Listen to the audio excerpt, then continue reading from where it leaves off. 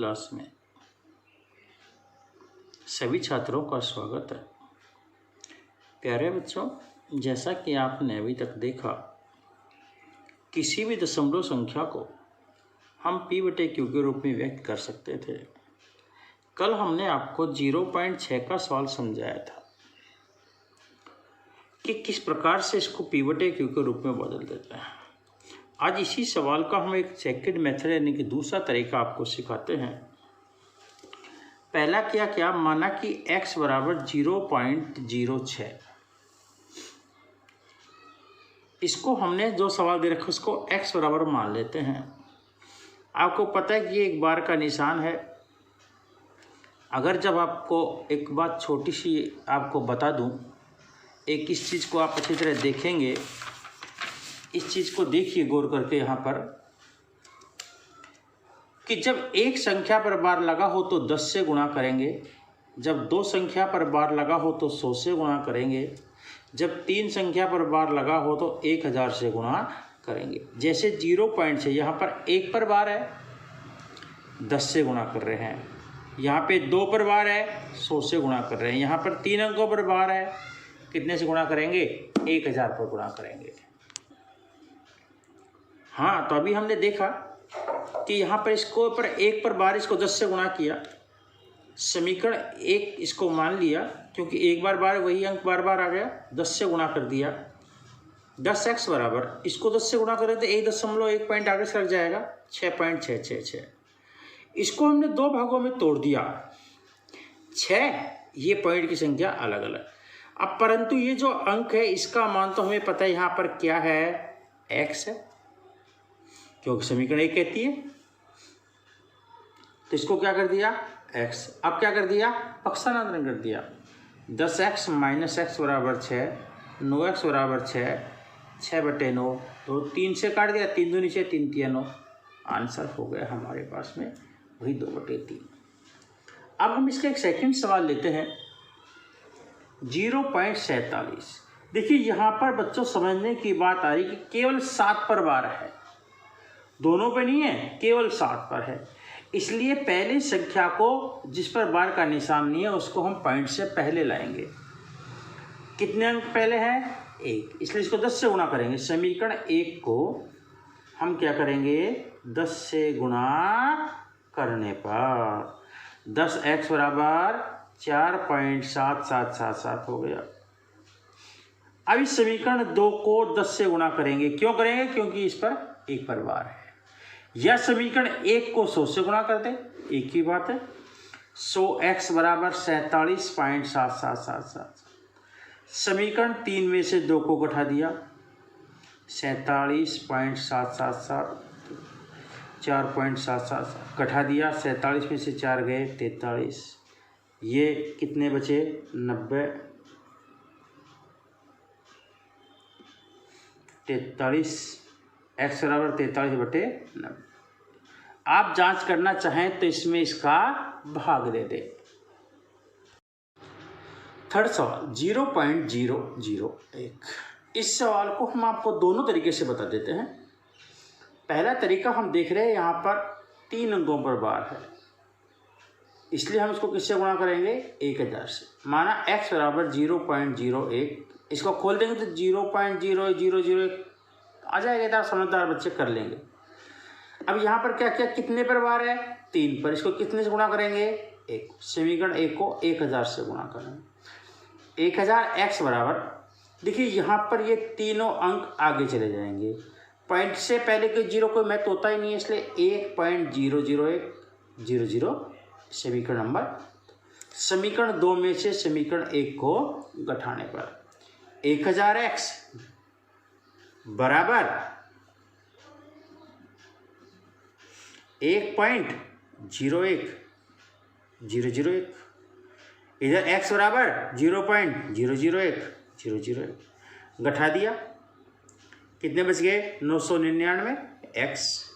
एक सब तो कट गया, बराबर क्या बचा? 1, यानी कि x बराबर 1/999 आंसर आ गया। इसी का दूसरा तरीका क्या कहता है, देखिए कि माना वही x बराबर मान दिया, वही वही इसको किससे गुणा करेंगे? 1000 से। 1000x बराबर 1.0010। यहाँ तक तो वही तरीका होता है, वहाँ हमें घटाना पड़ रहा था, यहाँ पर हमें क्या करना पड़ता है, इसको अलग अलग तोड़ लेते हैं। 1 प्लस ये, अब ये पूरी संख्या जो है, ये जो है यहाँ लिख सकते हैं कि परंतु x बराबर 0.001, इसकी जगह क्या लिख दिया? x, फिर वही पक्ष स्थानांतरण कर दिया, क्या बच गया? 999x, यानी कि x बराबर 100/999। जो याद करने योग्य वो ये है कि जब एक संख्या पर बार लगा हो तो 10 से गुणा करते हैं, जब 2 संख्या पर बार लगा हो तो 100 से, 3 संख्या पर बार लगा हो तो 1000 से। जैसे 0.6 1 पर बार है 10 से गुणा हो गया, 2 पर बार है 100 से है, 3 पर बार है तो 1000 से। प्रश्नावली 1.4 का सवाल नंबर 4 कहा गया कि 0.999 को P/Q के रूप में व्यक्त कीजिए। क्या आप अपने उत्तर से आश्चर्यचकित हैं?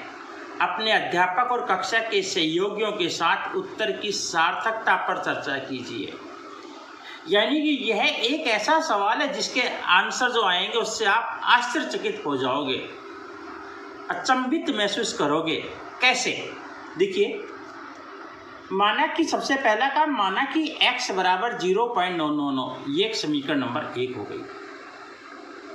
समीकरण 1 को दोनों पक्षों को 10 से गुणा करने पर, या तो लिखेंगे दोनों पक्षों को 10 से गुणा करने पर, या लिखेंगे समीकरण 1 को 10 से गुणा करने पर, दोनों में से कोई भी बात ले सकते हैं।